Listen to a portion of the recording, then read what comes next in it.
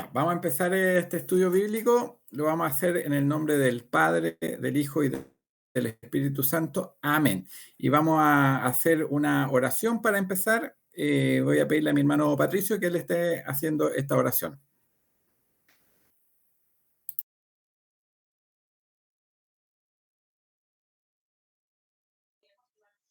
Amén. Oramos al Señor. Amado y eterno Dios, en esta hora, Señor, delante de su presencia.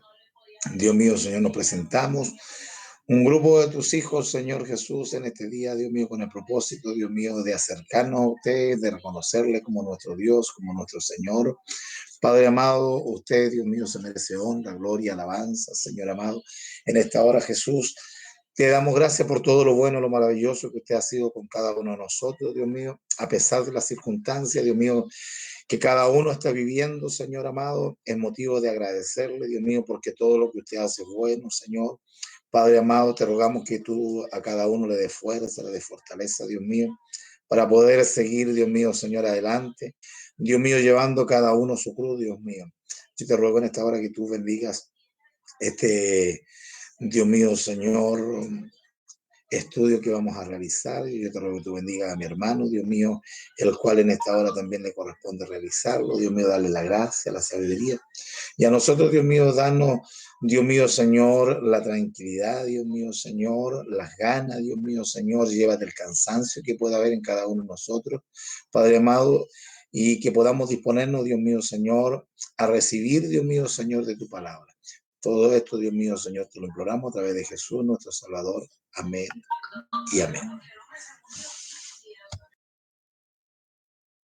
Amén. Que el Señor nos bendiga. Vamos a empezar entonces este último estudio bíblico de los evangelios.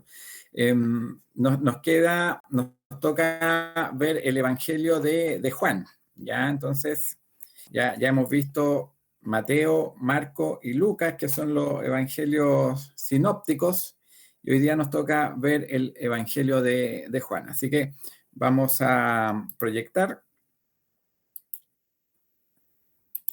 Algunos de los que están presentes, no vemos mucho,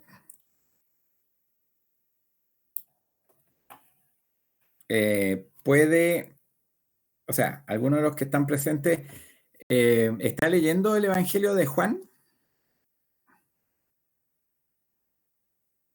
¿Nadie? ¿Nadie? ¿Alguien está leyendo algún Evangelio? ¿No? Ya, bueno, entonces, después de esta decepción, vamos a continuar. La idea era que en el transcurso de este curso estuvieran leyendo algunos de los evangelios, ¿ya? Y con las clases un poquito tratar de guiar ahí la lectura. Vamos a empezar entonces. El Evangelio de San Juan es el que nos toca hoy día. Me avisan si se está viendo bien la presentación, ¿ok? Ya. Entonces, el Evangelio de Juan, vamos a empezar con algunos aspectos generales ya del Evangelio. Y empezamos por el autor.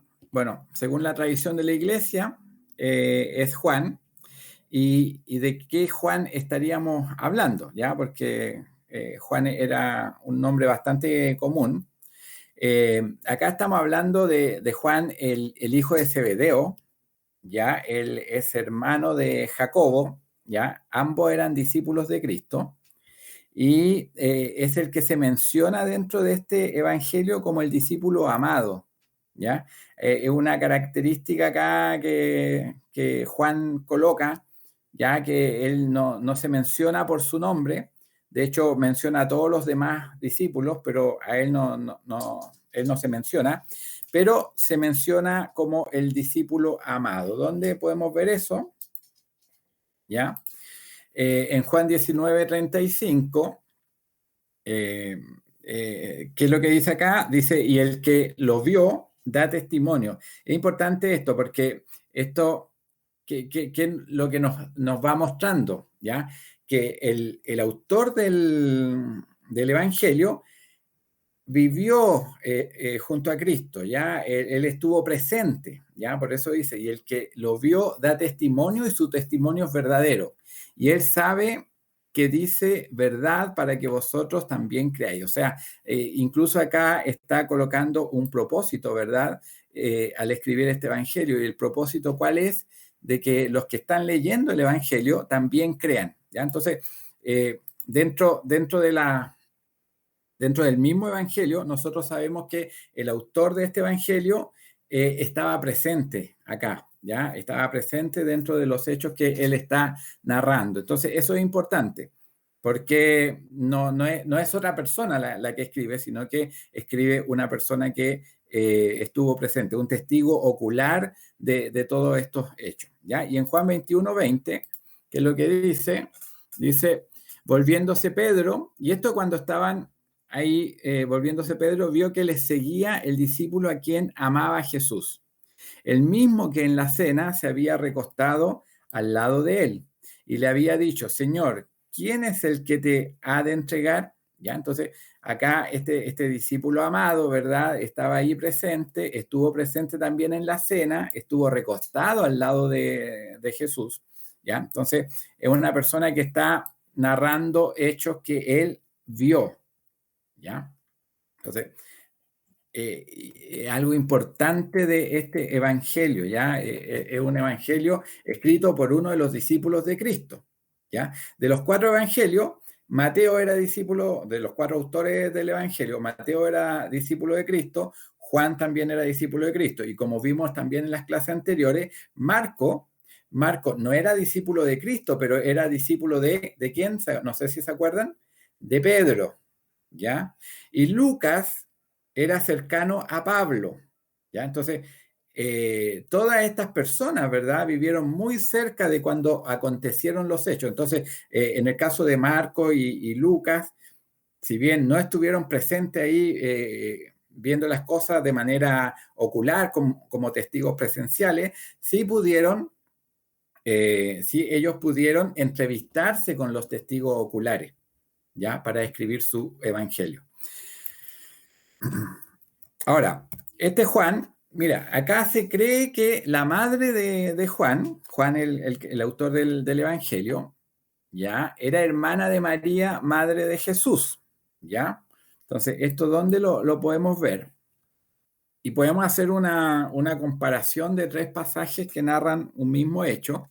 En Marcos 15:40, en Mateo 27:56 y en Juan 19:25, ¿ya? Partamos por Marco. ¿Qué es lo que dice Marco? Dice, también había algunas mujeres mirando de lejos. Esto era cuando Jesús estaba siendo crucificado, entre las cuales estaban María Magdalena, María, la madre de Jacobo el menor y de José.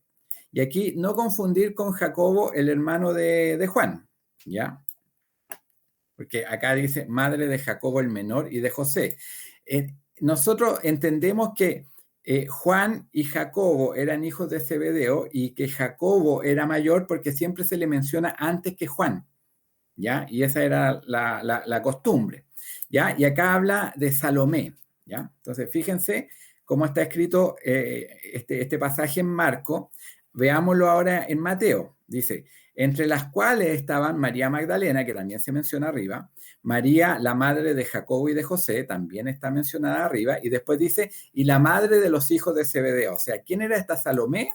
Era la madre de los hijos de Zebedeo, ¿ya? ¿Y cuáles eran los hijos de Zebedeo? Jacobo y Juan. Juan es el autor de este evangelio. Y después, para terminar, si vemos el pasaje escrito en Juan, en el mismo libro de Juan, dice, estaban junto a la cruz de Jesús, su madre y la hermana de su madre, ¿ya? Y después vemos María, mujer de Cleofas, y María Magdalena. Entonces, si usted hace bien las relaciones, ¿ya?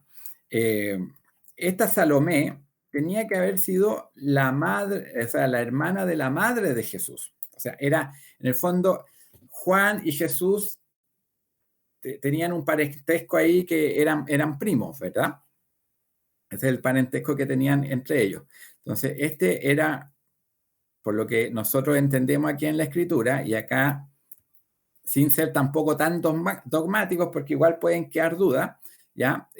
Juan era discípulo de Cristo, pero también era primo de Jesús, ¿ya? Eran familiares, ¿ya? Ahora, ¿esto qué explicaría? Explicaría la petición que hace en algún momento la madre de Juan y de Jacobo, ¿ya? No sé si ustedes se recuerdan, la madre de Juan y Jacobo hace una petición bastante particular a Jesús.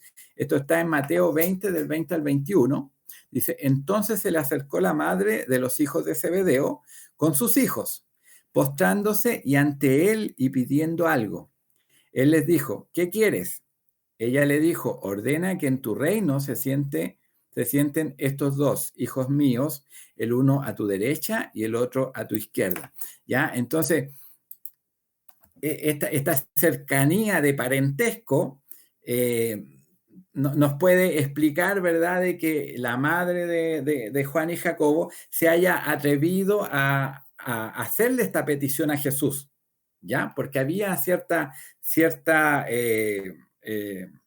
cercanía con Jesús, ¿ya? Era su tía.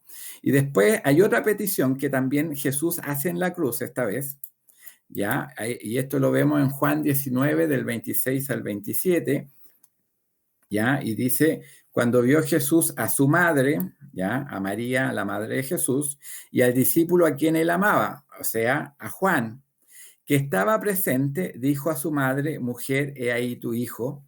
Después dijo al discípulo, he ahí tu madre, y desde aquella hora el discípulo la recibió en su casa. O sea, no solamente esta petición de Jesús, ¿verdad? A Juan, ¿verdad? Y a María, fue porque eran solamente cercanos, sino que también uno era sobrino de la madre de Jesús. Entonces, por ahí uno puede encontrarle explicación a todas estas cosas, que había una relación ahí de parentesco, de cercanía, ¿ya? Entonces, aquí hablando un poquito de la vida de este Juan, ¿verdad? Tenemos todas estas cosas. Ahora, la fecha probable que se escribió este evangelio es entre el 85 y el 90 después de Cristo. Y esto ya nos pone en una diferencia con el resto de los evangelios, que todos fueron escritos por ahí por el año 64, un poquito más, ¿verdad? Pero todos se creen que fueron escritos antes de la destrucción de Jerusalén, que ocurrió el año 70. ¿Ya? Ahí fue cuando se destruyó el templo. ¿Recuerdan cuando Jesús decía, bueno, que aquí no va a quedar piedra sobre piedra? Bueno, él estaba anunciando, ¿verdad?, la destrucción de Jerusalén por parte de los romanos. Y ninguno de esos evangelios que mencionan, ¿verdad?, toda esta situación, hace referencia a que ese hecho ya había pasado, ¿ya? Entonces, este es un evangelio ya escrito al final de los días de Juan. Se cree que Juan era menor que Jesús, ya era el menor de todos los apóstoles, y por eso en el año 85 o 90 aún estaba vivo. Y se cree también de que este evangelio fue escrito bien al final de su vida, o sea, cercano a la muerte del apóstol Juan, ¿ya? Entonces, esto ya genera una diferencia bastante grande con el resto de los evangelios. El lugar donde fue escrito, y según fuentes antiguas, fuentes históricas, ya que se pueden revisar, se escribió en Éfeso. Ahora, esto también es lo que nos dicen las fuentes antiguas, y nosotros podemos creer porque no hay ninguna fuente que diga que se escribió en un lugar distinto, ¿ya? Ahora, ¿cuál era la audiencia que recibió este evangelio? A pesar de que yo creo que este evangelio es como bien general, ya está escrito como de una manera bien general, no es tan notorio como el resto de los evangelios. Por ejemplo, uno cuando lee Mateo se da cuenta de inmediato que está escrito para una población que eran judíos, ¿ya? Cuando uno lee Marco, también entiende de que se le escribió Marco a los romanos, ¿ya? Donde estaba Pedro y donde estaba Marco, ¿ya? En el caso de Lucas, bueno, Lucas tiene un prefacio ahí, una introducción donde dice hay una dedicatoria a un hombre llamado Teófilo. ¿Ya? En este caso, como Juan estaba en Éfeso, ¿ya?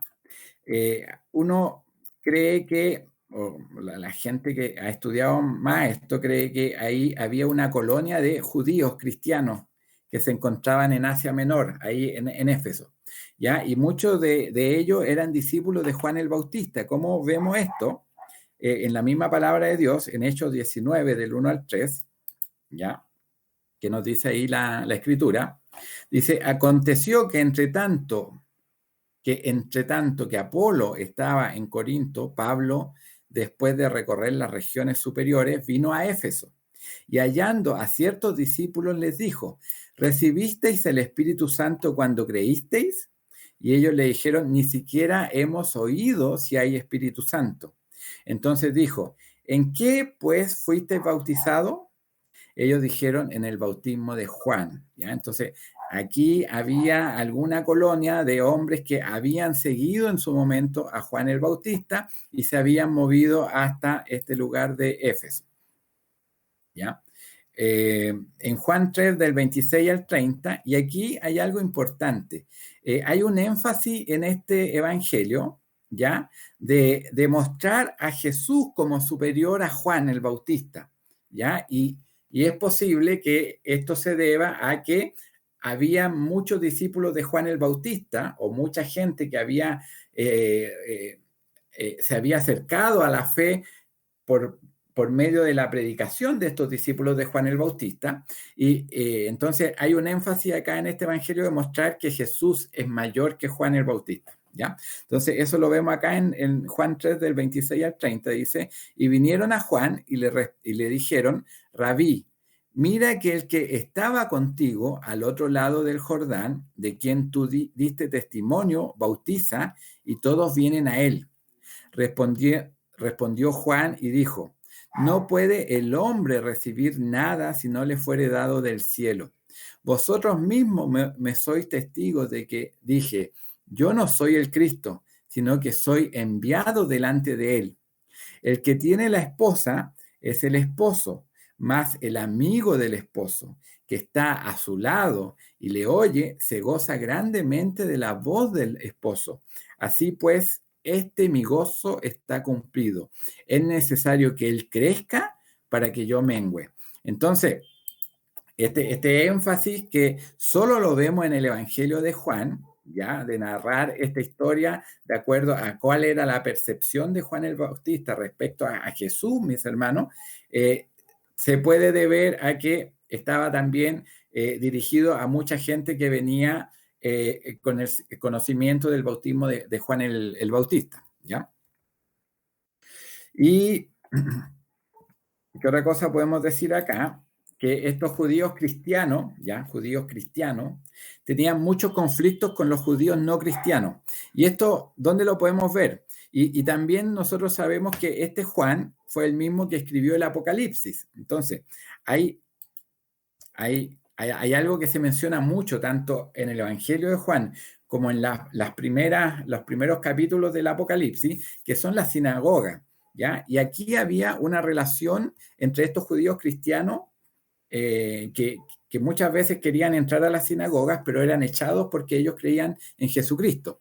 Y por eso es que también acá se narra un hecho en Juan 9:22, dice, esto dijeron sus padres porque tenían miedo de los judíos, por cuanto los judíos ya habían acordado que si alguno confesase que Jesús era el Mesías, fuera expulsado de la sinagoga. Se cree que en la época cuando se escribió este evangelio, esto ya había sido muy, muy común, ¿ya? De que los judíos cristianos eran expulsados de las sinagogas de los judíos, ¿ya? Y en Apocalipsis 2:9 habla Jesús, mis hermanos, respecto a una de las iglesias, dice, yo conozco tus obras y tu tribulación y tu pobreza, pero tú eres rico. Y la blasfemia de los que dicen ser judíos y no lo son, sino sinagoga de Satanás. ¿Ya? Entonces, hay un tema aquí que se cruza y es este conflicto que existía en el momento que fue escrito el Evangelio entre los judíos no cristianos que expulsaban a los judíos cristianos de las sinagogas porque realmente no estaban enseñando lo mismo, ¿ya? Entonces, eso es lo que nosotros podemos ver respecto a los aspectos generales de este evangelio. No sé si hay alguna consulta. Me dicen, no hay ninguna. Ya, continuamos. Ahora, vamos a ver cuál es la estructura del libro. En todos los evangelios hemos visto cuál es su estructura, ¿ya? Esto tiene una introducción que está en el capítulo 1, donde empieza a hablar de que en el principio era el verbo y el verbo era con Dios y el verbo era Dios, ¿ya? Eso se entiende como una introducción al libro. Y al final, en el último capítulo, hay un epílogo que es el que está dado por el capítulo 21, cuando Jesús, después de ser resucitado, se acerca a los discípulos, ahí tiene una conversación con Pedro, ya hay también una señal ahí cuando ellos no podían pescar nada, pero aparece Jesús, ¿verdad? Y pueden pescar. Entonces, eso se entiende como un epílogo. ¿Qué es lo que hay en medio del libro?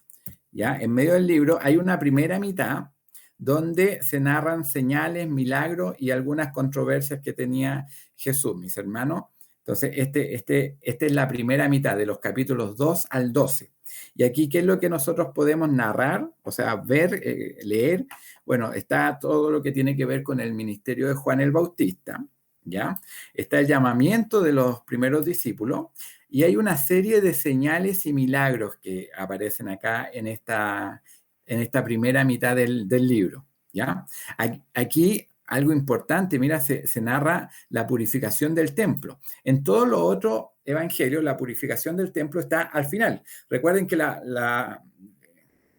un poco la lógica que tienen los otros evangelios es narrar el ministerio de Jesús en Galilea, después narrar lo que tiene que ver con el viaje a Jerusalén y finalmente qué es lo que Jesús hizo en Jerusalén, ¿ya? Y ahí incluyendo su crucifixión, ¿ya? Ahí algunos ponen más énfasis en alguna parte, por ejemplo, Lucas pone más énfasis en el viaje que él realiza, ¿ya? Pero cuando él está en Jerusalén, se purifica el templo. Acá esa historia aparece en la primera mitad del libro, ¿ya? Aquí hay una diferencia importante. Después hay algunos hechos que solamente los narra Juan. Por ejemplo, Jesús con Nicodemo, ¿ya? La conversación que ellos tienen solamente aparece en este libro, ¿ya? También está la conversación que tiene con la mujer samaritana, también es propio de este evangelio, no está en otro evangelio. La resurrección de Lázaro, ¿ya? Que pone fin acá a una serie de 7 señales, después ya vamos a ver eso, ¿ya? La resurrección de Lázaro, y después viene la entrada a Jerusalén. Fíjense cómo avanza rápido este evangelio a la entrada en Jerusalén, ¿ya? Entonces, la primera mitad ya nos deja en Jerusalén, ¿ya? La primera mitad. Y la segunda mitad del libro se divide en 2 partes, ¿ya? Uno que tiene que ver con las últimas palabras de Jesús, y esto principalmente es el discurso del aposento alto, ¿ya? Aquí está cuando Jesús lava los pies de los discípulos, el anuncio de la traición de Judas, el discurso propiamente tal del aposento alto y una oración sacerdotal, que es la oración que está en el capítulo 17, donde termina este discurso del aposento alto, que es también la serie que yo estoy dando de sermones cuando me toca predicar, ¿ya? Entonces, aquí es un pasaje bastante íntimo donde está Jesús solamente con sus discípulos, ¿ya? Y son solamente ahí enseñanzas después del lavamiento de los pies de los discípulos.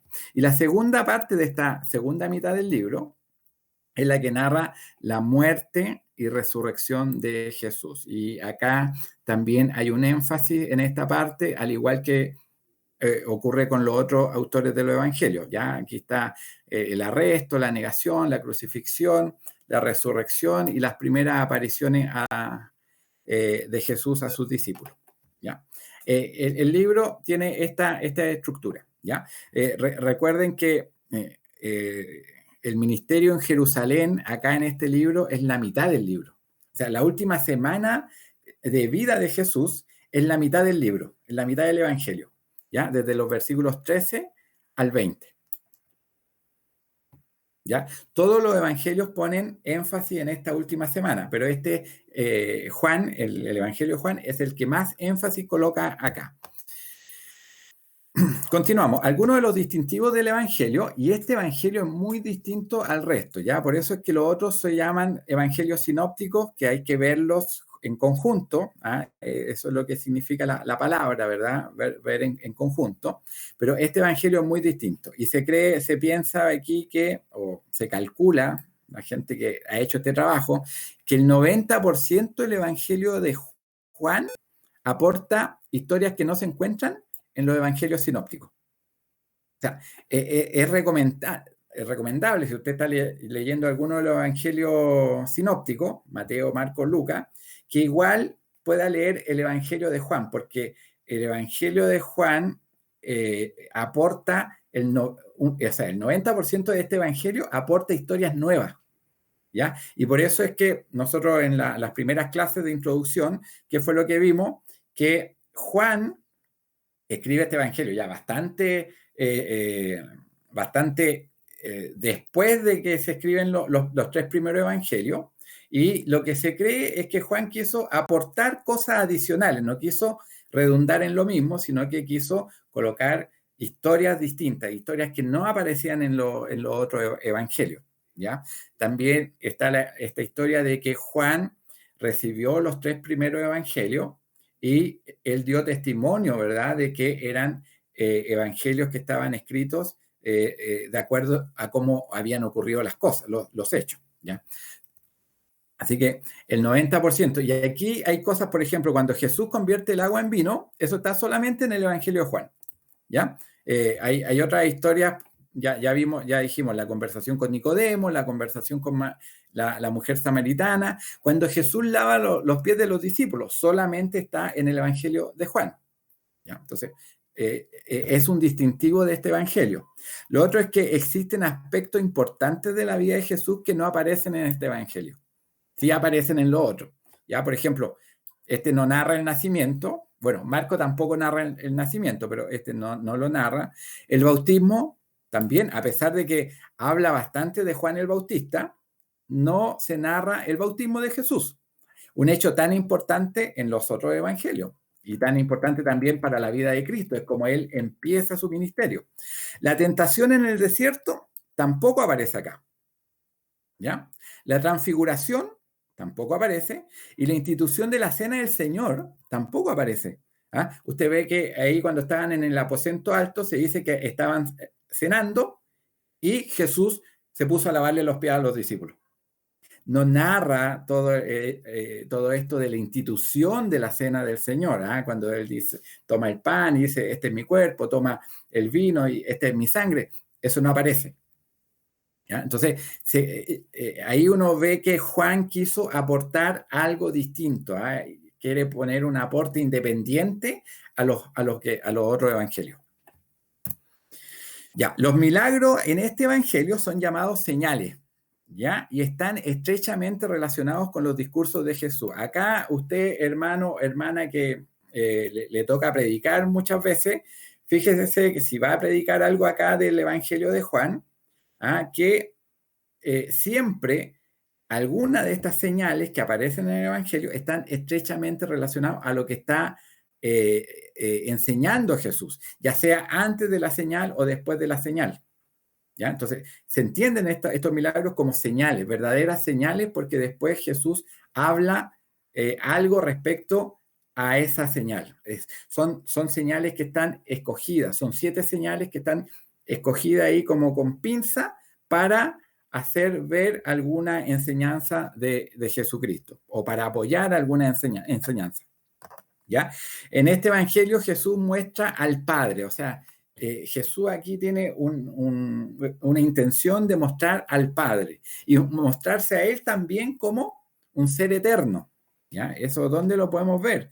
Aquí en el inicio, en Juan capítulo 1, desde el versículo 1 al 4, dice, en el principio era el verbo. Y aquí cuando dice en el principio, está empezando el Evangelio de la misma forma como está empezada la Biblia, como comienza el libro de Génesis. En el principio era el verbo y el verbo era con Dios.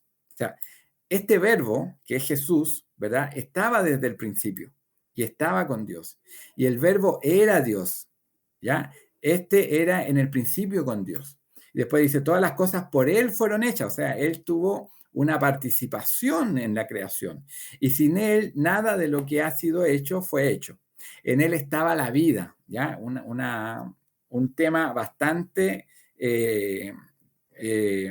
bastante visto en este evangelio, la vida, ¿ya? Y la vida era la luz de los hombres. Entonces, aquí también se ve ese énfasis de mostrar a Jesús, ¿verdad? Como un ser eterno. Ya aquí en Juan 8, del 56 al 58, dice, Abraham, vuestro padre, se gozó de que había de ver mi día. O sea, Abraham se gozó de que había de ver mi día, el día de Jesús, y lo vio y se gozó. Entonces le dijeron los judíos, ¿aún no tienes 50 años y has visto a Abraham? Jesús le dijo, de cierto os digo, antes que Abraham fuese, yo soy. ¿Ya? O sea, está mostrando, Jesús no nace acá en la tierra, ¿ah? Él es un ser eterno, él es un ser que está de antes. ¿Ya? Y en Juan 14, del 9 al 10, dice lo siguiente, Juan 14, del 9 al 10, dice, Jesús le dijo, ¿tanto tiempo hace que estoy con vosotros y no me has conocido, Felipe? El que me ha visto a mí, ha visto al Padre. ¿Cómo pues dices tú, muéstranos al Padre? ¿No crees que yo soy en el Padre y el Padre en mí? Las palabras que yo os hablo, no las hablo por mi propia cuenta, sino que el Padre que mora en mí, Él hace las obras. O sea, aquí está este ser eterno, Jesucristo, la segunda persona de la Trinidad, está mostrando al Padre que nadie ha visto, mis hermanos, pero al ver a Jesús, los hombres pueden ver al Padre, ¿ya? Entonces, hay mucho acá de enseñanza respecto a la Trinidad en este evangelio, ¿ya? Ahora, temas principales acá, hay un énfasis en la palabra creer. Mire, esta palabra es usada 106 veces en este evangelio, mucho más que en todos los otros evangelios juntos. ¿Ya? La palabra creer está muchas veces, ¿ya? Aquí algunos ejemplos nomás. Dos ejemplos aquí en Juan 1.12 y en Juan 3.36. ¿Ya? Pero usted si se fija, mientras vayamos leyendo también los otros versículos, va a ver que esta palabra creer aparece muchas veces. Más a todos los que le recibieron, a los que creen en su nombre, ya, a los que creen en su nombre, les dio potestad de ser hechos hijos de Dios. ¿Ya? Y después en el 3.36 dice, el que cree en el Hijo tiene vida eterna, pero el que rehúsa creer en el Hijo no verá la vida, sino que la ira de Dios está sobre él. ¿Ya? Algo que nosotros sabemos. ¿Ya?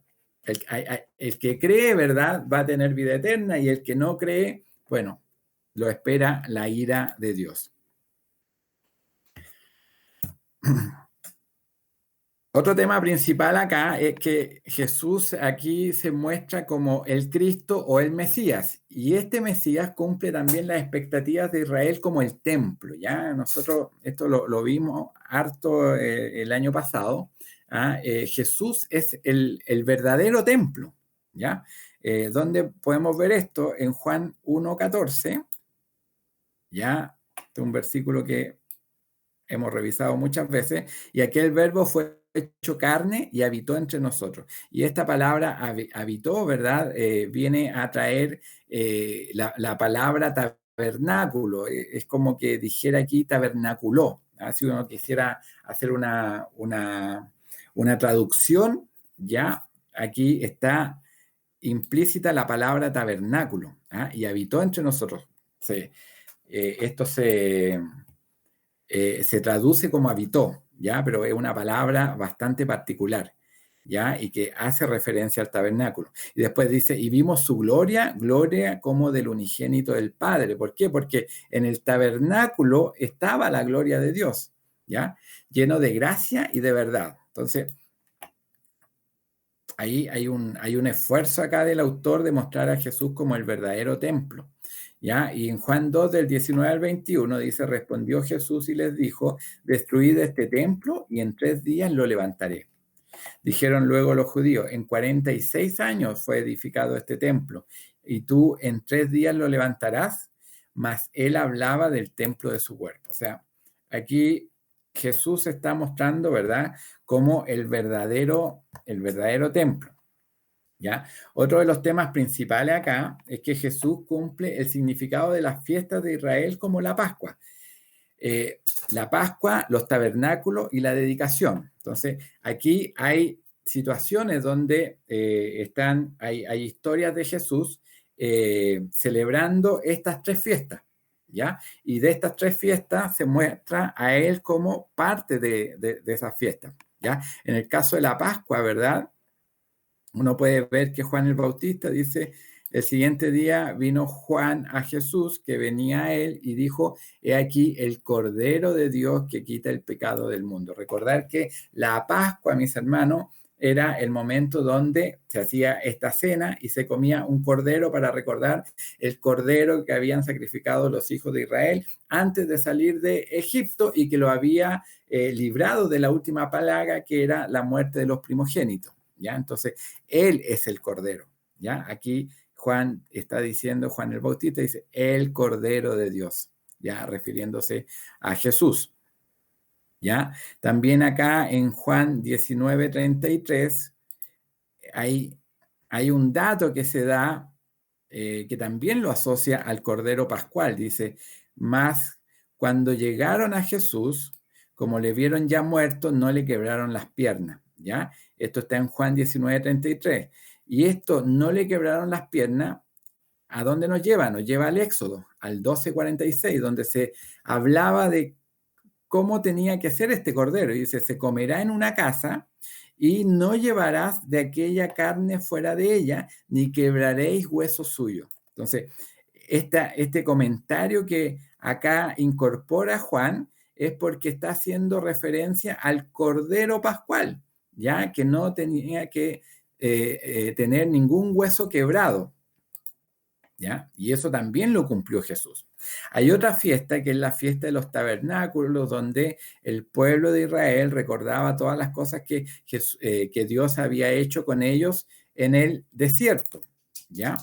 Y acá en el capítulo 7 están celebrando la fiesta de los tabernáculos. Dice, en el 7:2 dice, estaba cerca la fiesta de los judíos, la de los tabernáculos. Y en el versículo 37 dice, en el último día, y en el último y gran día de la fiesta, Jesús se puso en pie y alzó la voz diciendo, si alguno tiene sed, venga a mí y beba. ¿Ya? ¿Por qué? Porque parte de esta fiesta era recordar, mis hermanos, cuando Dios le había dado de beber ahí de agua de la roca, ¿ya? Pero aquí Jesús, ¿qué es lo que está diciendo? Bueno, si alguno tiene sed, venga a mí y beba. Él es la roca, ¿ah? Él es la roca donde sale esta agua, ¿ya? Un agua que salta para vida eterna.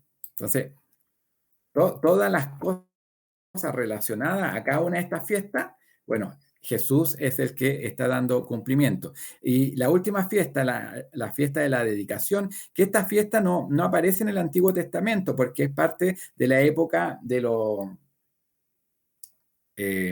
macabeos, ¿verdad? ¿Se acuerdan que cuando este hombre Antíoco III había eliminado, ¿verdad?, la adoración en el templo, ¿verdad? Estos hombres se levantan y ahí celebran la fiesta de la dedicación, cuando vuelven a retomar el templo, ¿verdad? Y lo vuelven a dedicar a Dios, ¿ya? Y aquí en Juan 10, del 22 y 36, en la fiesta de la dedicación, dice, celebrábase en Jerusalén la fiesta de la dedicación.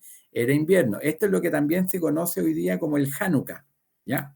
Y de acá dice, al que el Padre santificó. O sea, ¿qué es lo que había pasado en esta fiesta de la dedicación? Se había vuelto a santificar o a dedicar el templo, ¿verdad? Para la adoración de Dios. Y acá, ¿qué es lo que dice? El Padre santificó. Y envió al mundo, vosotros decís, tú blasfemas porque dije, hijo de Dios soy. ¿Ya? Entonces aquí Jesús dice, el Padre es el que lo santificó en la fiesta de la dedicación. Entonces, también aquí Juan, y mire, esto es las cosas bonitas que tiene este Evangelio, que es una lectura bastante simple, ¿ya? De entender, cualquier persona lo puede entender, pero tiene estas cosas que son como verdaderas joyas entre medio, ¿verdad? Que cuando uno hace un estudio un poquito más acabado, se da cuenta que están aquí puestas las fiestas, ¿ah? Estas fiestas, y se muestra a Jesús como el cumplimiento de cada una de estas fiestas, ¿ya? Entonces, hay una preocupación acá del autor de mostrar a Jesús como parte de todas estas fiestas. Después dice, la palabra vida aparece 36 veces en este evangelio, más que todos los otros evangelios juntos, ¿ya? 36 veces. Y cumple un rol importante en el mensaje del evangelio. Aquí se habla mucho de la vida eterna, ¿ya? Aquí vamos a ver varios versículos, Juan 17:3, que es lo que dice Juan 17:3, dice, y esta es la vida eterna. Entonces aquí Jesús lo que está diciendo, está definiendo qué es la vida eterna. ¿Qué es la vida eterna? Que te conozcan a ti, el único Dios verdadero, y a Jesucristo a quien has enviado. ¿Ya? Esa es la vida eterna. ¿Ya? Aquí Jesús está diciendo cuál es la vida eterna. Y Juan 3:16, un versículo bastante conocido, mis hermanos, porque de tal manera amó Dios al mundo que ha dado a su Hijo unigénito para que todo aquel que en él cree, fíjese de nuevo, la palabra creer, ¿ya? Para que todo aquel que en él cree no se pierda, más tenga vida eterna. O sea, ese es el objetivo, mis hermanos, de la fe que Dios pone en el creyente. Juan 5, del 24 al 26, dice, de cierto os digo, perdón hermano, de cierto os digo, el que oye mi palabra y cree al que me envió, de nuevo la palabra cree, tiene vida eterna. ¿Ya? O sea, el que cree tiene vida eterna y no vendrá condenación, mas ha pasado de muerte a vida. De cierto os digo, viene la hora y ahora es cuando los muertos oirán la voz del Hijo de Dios y los que la oyeren vivirán. De nuevo, porque como el Padre tiene vida en sí mismo, así también ha dado al Hijo el tener vida en sí mismo. ¿Ya? O sea, el que nos trae la vida es Jesucristo. ¿Ya? Juan 6, versículos 63 y 68.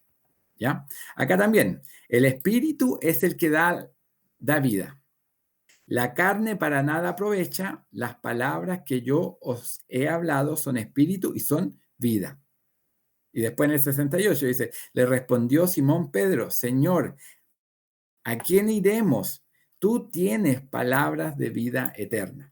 ¿Ya? Entonces, hay un énfasis, acuérdense, énfasis ahí en el creer y en la vida. ¿Ya? Un énfasis que acá yo no coloqué también en la palabra luz. ¿Ah? Él es la luz. ¿Ya? No está acá, pero también lo vamos a ver en las próximas láminas. ¿Ya? Juan 11:25 dice, yo soy la resurrección y la vida. ¿Ya? El que cree en mí, aunque esté muerto, vivirá. ¿Se da cuenta? Y bueno, el último no lo vamos a desplegar acá, Juan 14:6, donde él dice que Él es el camino, la verdad y la vida. ¿Ya? Entonces, son énfasis que tiene este evangelio. No sé si los que ahí han estado leyendo el evangelio se han dado cuenta ahí de todos estos énfasis que está colocando Juan en este evangelio. Hay otra cosa importante acá que está también oculta en el evangelio, ¿ya? Por eso yo le digo que este es un evangelio fácil de leer, pero tiene muchas cosas ocultas, ¿ya? Y que son bastante interesantes de ir viendo, ¿ya? Cómo Juan se preocupó de ir dejando estas cosas ahí para que nosotros también, ¿verdad?, podamos ver la perfección, mis hermanos, que Juan quiere traspasar a este evangelio. Y eso está en el número 7, ¿ya? El número 7 en el evangelio de Juan está muchas veces, ¿ya? Lo vamos a ver primero en las 7 señales que están en la primera parte del libro, ¿ya? ¿Y cuáles son estas señales? Y son 7, ¿ya? Están elegidas con pinzas, mis hermanos, ¿ya? Jesús convierte el agua en vino, eso está en el capítulo 2. Jesús sana al hijo de un noble, en el capítulo 4. Jesús sana al paralítico de Betesda, capítulo 5. Alimentación de los 5.000, capítulo 6. Jesús anda sobre el mar, capítulo 6 también. Jesús sana a un ciego de nacimiento, en el capítulo 9, ¿ya? Y la última, mis hermanos, que puede ser como la más importante, la resurrección de Lázaro, en el capítulo 11. O sea, en la primera mitad del libro, Juan coloca 7 señales, ¿ya? 7 señales. Hay una señal al final del libro, en el epílogo, en el capítulo 21, ¿verdad?, que tiene que ver con esta pesca milagrosa, ¿verdad? Pero fíjese que esta primera parte, mis hermanos, tiene exactamente 7 señales, ¿ya? Entonces son cosas que acá el autor va dejando ahí un poquito oculta dentro del Evangelio, ¿verdad? Pero también es como un gozo poder verla, ¿ya? ¿Qué otra cosa tiene que ver con este número 7? Y acá hay 7 alegorías, ¿ya?, donde Jesús, ¿verdad?, se presenta, ¿verdad?, simbólicamente como otra cosa. Entonces ahí hay 7 partes donde Jesús dice, yo soy algo, ¿ya? ¿Cuáles son estas cosas? ¿Alguien que pueda pensar en alguna? ¿Cuál puede ser? ¿Yo soy qué? Yo soy el camino, la verdad y la vida, ¿ya? ¿Alguna otra? La vid verdadera. Ya ayuda harto ahí el monito que tenemos, el dibujo. ¿Alguna otra? La luz del mundo, ¿ya? Yo soy el Ya, camino. está bien. Bueno, vamos a verla ya, pero es como un poquito para que ustedes vayan participando. Mire, y fíjense que yo les dije que cada señal, estas 7 señales están elegidas con pinza para un poco apoyar los discursos de Jesús. Entonces, lo primero que acá Jesús dice, diciendo dice, yo soy el pan de vida, ¿ya? Eso está en Juan 6:35 y es justo después de la alimentación de los 5.000. Entonces, claro, se narra la alimentación de los 5.000 para que después Jesús diga, bueno, este pan que yo le estoy dando a ustedes para que ustedes se alimenten, yo soy el pan de vida. ¿Ah? Se da cuenta que, y esto es importante, si a usted le toca predicar, ya sea,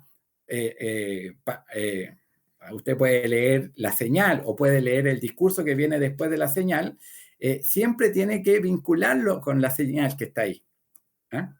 Es una ayuda importante, ¿verdad?, a la hora de predicar en este evangelio, ¿ya? Entonces, Jesús, o sea, Juan narra la alimentación de los 5.000 para que después Jesús diga, yo soy el pan de vida, ¿ya?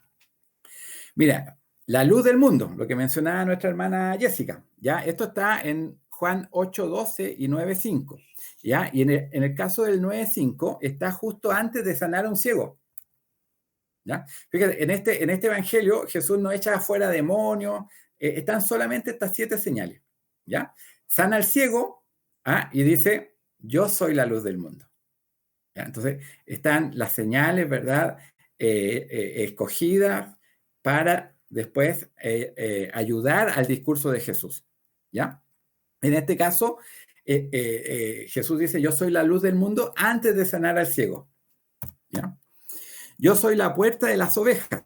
Y esto está en una alegoría que aparece acá, que es la parábola del redil, ¿ya? Entonces, cuando él narra, ¿verdad?, la parábola del redil, después dice, yo soy la puerta de las ovejas, ¿ya?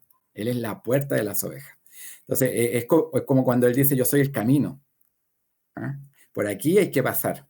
¿Ah? Él es la puerta de las ovejas. Y también después de esta parábola del redil, él dice, yo soy el buen pastor. ¿Se da cuenta? Entonces, estos yo soy, que son 7, mis hermanos, están puestos ahí justo antes o después de alguna de las señales que están directamente relacionadas. ¿Ya? Yo soy el buen pastor. ¿Ya? Yo soy la resurrección y la vida. ¿Ya? En Juan 11:25. Y esto está antes de resucitar a Lázaro. ¿Ya? ¿Se da cuenta la relación? ¿Ya? Yo soy la resurrección y la vida antes de resucitar a Lázaro. Después tenemos, yo soy el camino, la verdad y la vida. ¿Ya? Y esto está en el discurso del aposento alto, ¿ya? Y esto es bien notorio, ¿verdad? Que aquí hay como un resumen, ¿ya? Yo soy el camino, yo soy la puerta de la oveja, yo soy la verdad, ¿ah? Yo soy la vida, ¿ah? El pan de vida. Entonces, ahí en la enseñanza que le está dando a los discípulos, dice, yo soy el camino, la verdad y la vida. ¿Ya? Y finalmente dice, yo soy la vid verdadera, ¿ya? En Juan 15:1, antes de narrar la parábola de la vid y los pámpanos. O sea, él da la parábola de la vid y los pámpanos, y después, ¿qué es lo que dice? Yo soy, ¿verdad? La vid verdadera. ¿Ah? Entonces, esta vid donde los pámpanos tienen que aferrarse, mis hermanos, ¿ya? Él es la vid. Entonces, ahí mismo nos da la explicación de la parábola, ¿ya? Hay que estar aferrado a Cristo, mis hermanos, ¿ya? Entonces, eso, y fíjese que aquí hay 7 yo soy en el Evangelio, ¿ya? Y finalmente, con esto del número 7, ¿ya? También hay 7 veces donde Jesús se muestra como el Dios del pacto, ¿ya? ¿Y cuál es el Dios del pacto? ¿Ya? Esto está en Éxodo 3:14. ¿Ya? Aquí sí vamos a leer. Cuando Dios se presenta, Jehová Dios se presenta ahí delante de Moisés, porque Moisés no sabía quién lo estaba mandando. No sabía quién es el Dios que le estaba hablando. ¿Ya? Entonces demandaba de él un nombre. ¿Ya? Y aquí respondió Dios a Moisés, dice, yo soy el que soy. Y dijo así dirás a los hijos de Israel, yo soy, me envió a vosotros. O sea, este Dios que se presenta en el Antiguo Testamento como yo soy, perdón hermano, este Dios que se presenta en el Antiguo Testamento como yo soy, ¿verdad? En este evangelio aquí Jesús ocupa este yo soy 7 veces también, en 7 ocasiones diferentes. ¿Ya? ¿Dónde? Con la mujer samaritana. Esto lo vamos a leer en Juan 4, del 25 al 26. Le dijo la mujer, sé que ha de venir el Mesías, llamado el Cristo. Cuando Él venga, nos declarará todas las cosas. Jesús le dijo, yo soy el que habla contigo. ¿Ya? ¿Te das cuenta? Esto no este yo soy, ¿verdad? No es casual, mis hermanos. Juan lo está colocando, ¿verdad? De manera intencional, ¿ya? Para mostrar que este Jesús es el mismo Dios del Antiguo Testamento, el mismo que se presenta como yo soy ante Moisés y ante el pueblo de Israel, ¿ya? Yo soy. Y aquí el yo soy está solito, ¿ya? No es yo soy la resurrección y la vida, no. Yo soy solito, ¿ya? Y aquí vamos a ir viendo 7 veces donde Él se presenta como yo soy. Cuando Jesús anda sobre el mar, también, Juan 6 del 19 al 20. Dice, cuando habían remado, como 25 o 30 estadios, vieron a Jesús que andaba sobre el mar y se acercaba a la barca. Y tuvieron miedo, mas Él les dijo, yo soy, no temáis. ¿Ya? Entonces, también, nuevamente, yo soy. ¿Ya? Entonces, se está presentando él como el yo soy, el yo soy del Antiguo Testamento, anunciando también su muerte acá en Juan 8:24 y Juan 8:28. ¿verdad? Aquí también dice, por eso os dije que moriréis en vuestros pecados, porque si no creéis que yo soy, en vuestros pecados moriréis. Aquí es muy notorio, ¿verdad? Que este no es un yo soy para apoyar una oración, sino que él dice que yo soy. ¿Ah? En vuestros pecados moriréis. Y después dice, en el 28, dice, les dijo, pues Jesús, cuando hayáis levantado al Hijo del Hombre, entonces conoceréis que yo soy, nuevamente, y que nada hago por mí mismo, sino que según me enseñó el Padre, así hablo.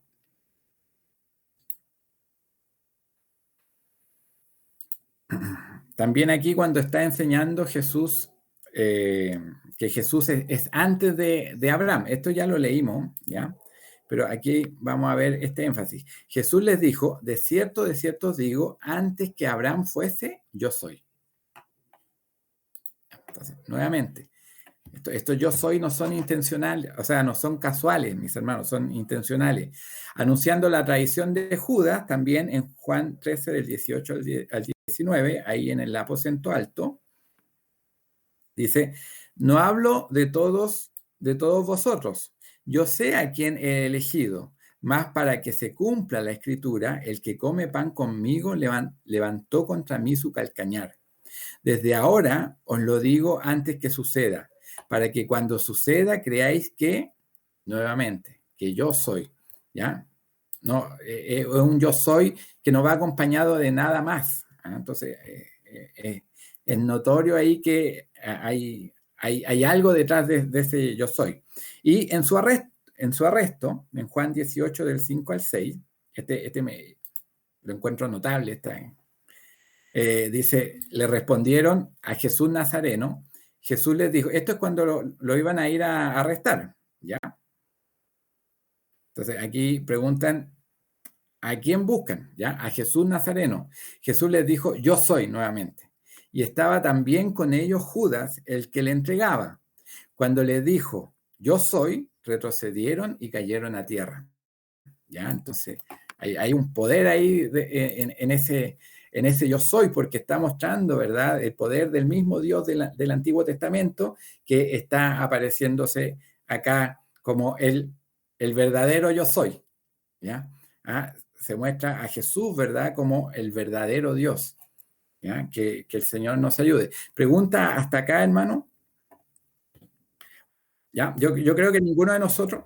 Jessica.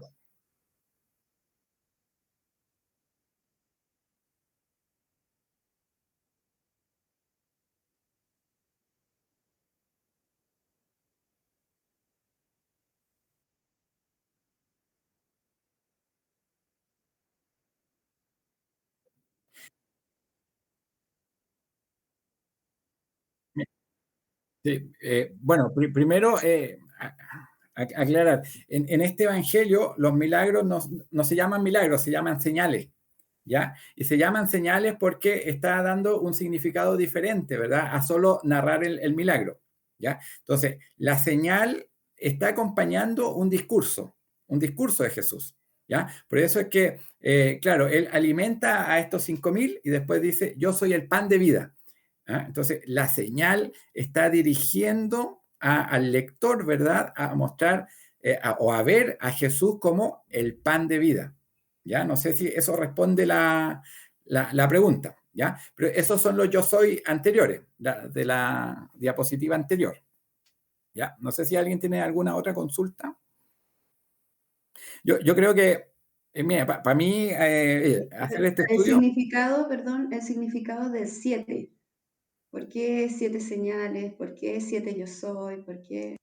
Bueno, porque se entiende el número 7, ¿verdad?, como un número perfecto, ¿ya? Un número completo, ¿ah?, que muestra un poco la plenitud de Dios, ¿ya? Y por eso es que se escoge este número, ¿verdad?, para colocarlo de una manera un poquito camuflada, porque uno cuando hace una lectura normal, ¿verdad?, no se da cuenta de que hay 7 yo soy, donde él alegoriza respecto a su identidad, y hay 7 yo soy donde él está diciendo yo soy el Dios del Antiguo Testamento, ¿ya? Pero por eso es que se ocupa el número 7. ¿ya? Yo creo que, bueno, para mí ha sido estudiar este evangelio para poder dar esta clase, ¿verdad? Ha sido igual un descubrimiento. Yo nunca había pensado que este número 7 estaba tan escondido aquí en este evangelio. Incluso al principio del evangelio, ¿ya? Hay 7 veces donde otras personas se refieren a Jesús, ¿ah? Y hablan de él como el Mesías, hablan de él, ¿verdad? De 7 maneras distintas, ¿ya? No, yo no lo coloqué acá en esta presentación, pero si ustedes ven la presentación que está en el proyecto Biblia, ¿verdad? Sí hace referencia a esas 7 formas como las personas entendieron que Jesús era, ¿ya? Entonces, hay harto simbolismo dentro de este evangelio y un simbolismo que está bastante escondido, ¿ya? Por eso lo hace tan interesante, ¿ya? Y también lo hace interesante el hecho de que hay muchas cosas que no están narradas en los otros evangelios y que nosotros sabemos muy bien, sabemos la conversación que Jesús tuvo con la mujer samaritana, ¿ah? Pero solo lo sabemos por este evangelio de Juan, no lo sabemos ni por Mateo, ni por Marco ni por Lucas, la conversación con Nicodemo, que son tan importantes, ¿verdad? Dentro del entendimiento que nosotros tenemos del Evangelio, ¿verdad? Pero que solo están en este Evangelio. ¿Ya? No sé si hay más consultas. No. Ya, avanzamos. ¿Ya? Y aquí como resumen, ¿ya? Para que nos quede ahí como resumen, bueno, este Evangelio de Juan es un aporte distinto e independiente a los demás evangelios, ¿ya? Por eso los otros evangelios son los evangelios sinópticos, no le estoy quitando ninguna importancia a los otros evangelios, ¿ya? Pero este es un evangelio muy distinto a los anteriores, ¿ya? Por eso que los otros se deben leer juntos, ¿verdad? Este es un evangelio ya muy distinto. ¿Ya? Existen palabras distintivas en este evangelio que se ocupan mucho, ¿ya? Creer, la palabra luz, la palabra vida. Si usted tiene ahí algún recurso como para poder buscar, ¿verdad? Si usted coloca la palabra vida, va a ver que está muchas veces, o vida eterna, muchas veces en el evangelio, ¿ya? La palabra luz también está muchas veces, ¿ya? Son énfasis que quiso colocar Juan al escribir este evangelio. Las señales en este evangelio están relacionadas estrechamente a los discursos de Jesús, ya lo que estábamos hablando antes. Y por eso es que se llaman señales, ¿ya? Acá en el evangelio se llaman señales, ¿ya? Y se llaman señales porque están mostrando algo, ¿ya? Más que simplemente narrar un milagro, no, están mostrando algo, están elegidas, ¿ya? Mire, usted lee el Evangelio de Marco. ¿Se acuerda que nosotros dijimos el Evangelio de Marco es un evangelio rápido, así? Avanza rápido, ¿ya? En un capítulo usted puede leer muchas cosas, puede sacar un montón de sermones en un puro capítulo. Narra muchos milagros, milagro tras milagro, milagro tras milagro. Acá no. Estas señales están elegidas con pinza, ¿ya? No es el interés del autor mostrar muchos milagros, no, es mostrar los milagros justos y necesarios.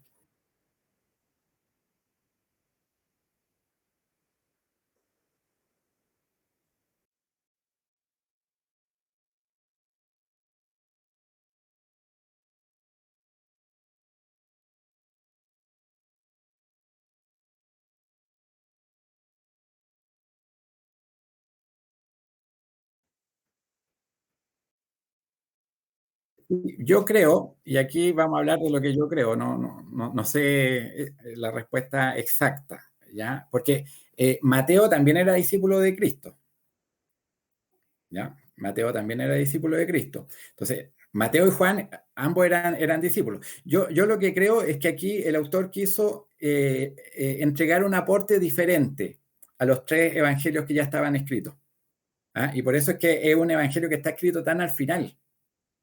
¿Ah? Los otros evangelios, todos antes del año 70, en el año 60 y tanto, este está escrito entre el 85, 90, por ahí. Entonces, aquí yo creo que él quiso aportar algo diferente a lo que ya estaba escrito en los otros evangelios. Esto es lo que yo creo, ¿ya? Pero, y bueno, ahí podemos pensar en varias hipótesis, ¿ya? Pero es un evangelio, ¿verdad? Que ahí lo bueno es que nos entrega algo distinto, ¿ya? Los otros evangelios, claro, un cuarto evangelio con la misma historia, a lo mejor ya habría sido mucho, a pesar de que los otros tres evangelios, si usted lee una misma historia, va complementando la historia con los tres relatos, ¿ya? Entonces, igual eso lo hace interesante estudiar los evangelios sinópticos también. ¿Ya? Y lo último es este número 7 que he utilizado a través de todo el Evangelio. ¿Ya? En una lectura muy simple nosotros no nos vamos a dar cuenta, ¿verdad? Pero gente más estudiosa, ¿verdad? Se ha dado cuenta de que existe esta relación tan estrecha entre el número 7 y cómo se están narrando aquí la historia en el Evangelio. ¿Ya? Otra cosa ahí que yo no la coloqué, la vimos en alguna clase anterior, es que acá el Evangelio de Juan dedica la mitad del Evangelio a la última semana de vida de Cristo, la mitad. ¿Ya? Entonces, ustedes se acuerdan, Lucas dedica la mitad en ver el viaje entre Galilea y Jerusalén. ¿Ya? Son ahí cosas distintas que cada uno de los autores va incorporando en su evangelio. ¿Ya? Eso es, hermanos. Ya espero que si nos pongamos a leer, trate de leer alguno de los evangelios. ¿Ya? Mire, si usted, hay cosas que de repente no le damos tanta importancia, pero todas eh, eh, todas las doctrinas importantes, ya para nosotros, se afirman en la lectura de los evangelios. ¿Ya? En la lectura de los evangelios, nosotros nos damos cuenta de que Jesús fue verdadero Dios y fue verdadero hombre también. ¿Ya? En la lectura de los evangelios también nos damos cuenta que Él murió en una cruz. O sea, ¿qué habría dicho Pablo si Jesús no hubiera muerto en una cruz? ¿Ah? Cuando Pablo ahí escribe la carta a los romanos, la carta a los gálatas, ¿verdad? ¿De qué habría hablado si Jesús no hubiera muerto en una cruz antes? ¿Ya? Entonces, las cosas importantes en términos doctrinales se afirman acá en los evangelios.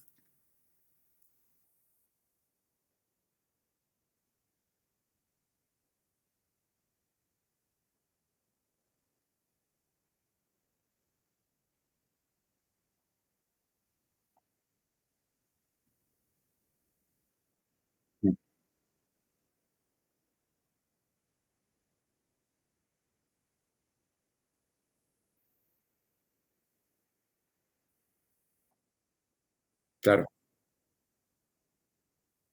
Uno puede entender los evangelios como una bisagra dentro de toda la Biblia, ¿ya? Porque nosotros entendemos de que todo el Antiguo Testamento venía hablando de Jesús, venía anunciando, ¿verdad?, a un Mesías, ¿ya? A alguien, el que iba a aplastar la cabeza de la serpiente, ¿ah? El que iba a cumplir las bendiciones que Dios le había dado a Abraham, ¿ya? El que iba a ser el sucesor, ¿verdad?, del rey David, el que iba a firmar el reino. Entonces, todo el Antiguo Testamento habla de algo que va a venir. ¿Y cuando llega? Acá en los Evangelios.